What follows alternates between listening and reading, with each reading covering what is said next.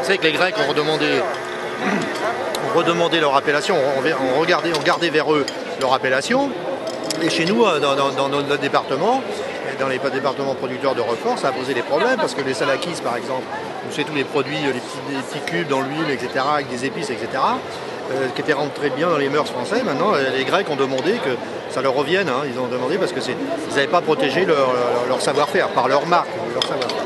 On parle du terroir, la France, le terroir, c'est super, oui, mais le terroir, est-ce que c'est un savoir-faire? Est-ce que c'est une région identitaire? C'est plus à caractère identitaire pour moi. Moi, je suis breton, je veux dire, mais c'est plus à caractère identitaire. On fixe une population sur place pour fixer en fait des productions qui étaient au départ pas forcément viables. Vous voyez ce que je veux dire?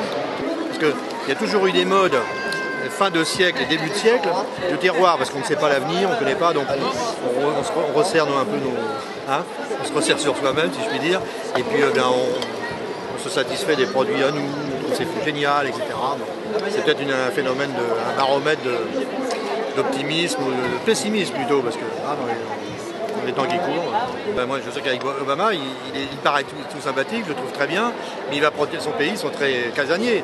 Eux ils sont pour la mondialisation, mais pour les choses qui les intéressent, les anciens ils sont très protecteurs, hein, comme tous les pays européens aujourd'hui, où chacun fait sa politique dans son coin. Hein.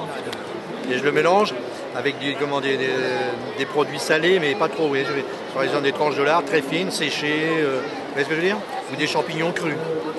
Hein, puis une salade, plusieurs salades, par exemple, vous mettez de la roquette, de l'endive ou de la mâche, par exemple, en ce moment. Vous mélangez ça, une goutte d'huile, vous vaporisez avec un vinaigre de balsamique. Génial. Et la dernière fois, c'était quoi? Comment j'ai fait ça? Ouais. Ah ben, c'est presque ça. Et j'ai ajouté dedans des betteraves crues. Mais pas en dés, hein, en julienne. Voilà. Et